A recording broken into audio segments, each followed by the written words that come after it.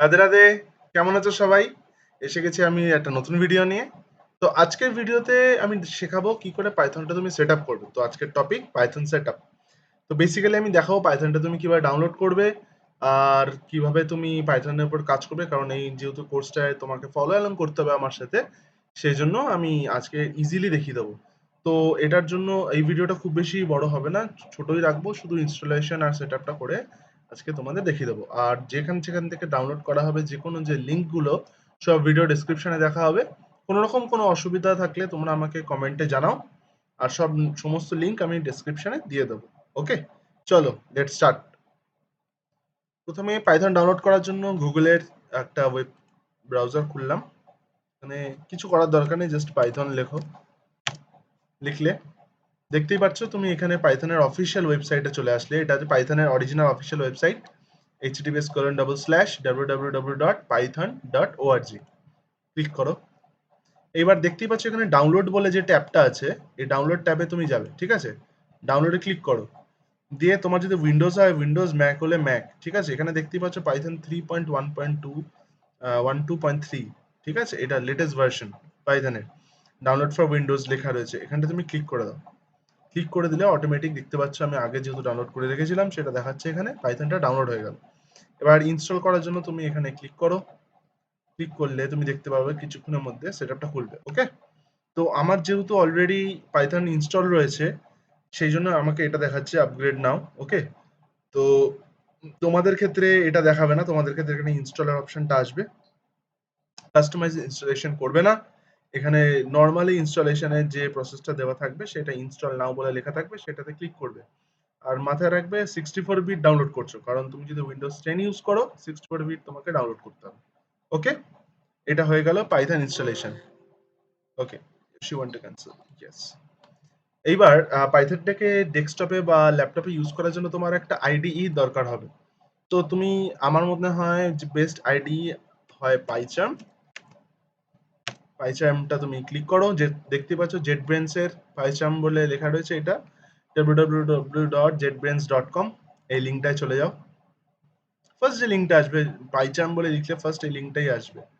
এখানে PyCharm ID, Python ID, PyCharm ID দেখতে পাচ্ছ। এটা এর দুটো ভার্সন থাকে, একটা হচ্ছে কমিউনিটি ভার্সন, একটা থাকে তোমার হচ্ছে ইয়ে প্রফেশনাল ভার্সন। তো তুমি কমিউনিটি ভার্সনটা ডাউনলোড করবে কারণ ওটা ফ্রি, ঠিক আছে? এই দেখো,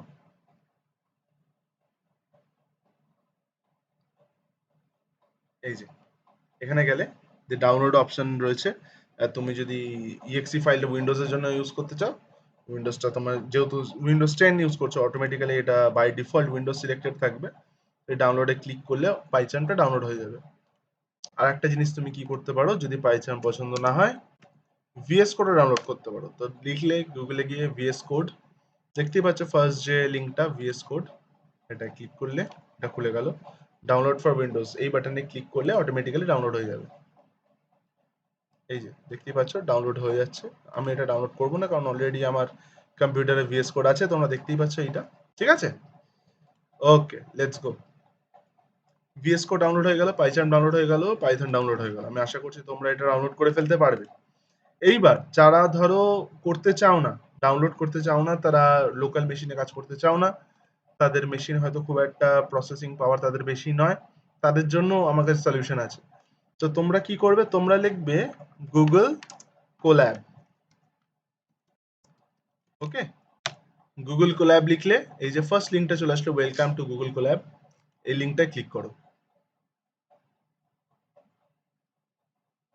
এই যে খুলে গেল। এখানে নিউ নোটবুক যে অপশনটা রয়েছে, এই নিউ নোটবুক অপশনটা ক্লিক করলে তোমাদের নতুন অপশন, নতুন একটা নোটবুক খুলে যাবে।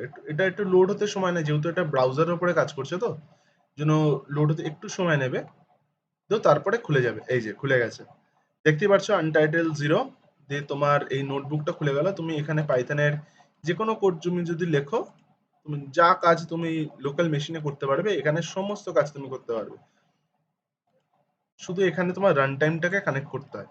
এইবার গুগল কোল্যাব আমি এত বেশি কেন ইউজ করি, এটা জুপিটার নোটবুক যেটা আছে আমাদের পাইথনে যেটা হয়, জুপিটার নোটবুক, সেই জুপিটার নোটবুকের আদলেই বানানো।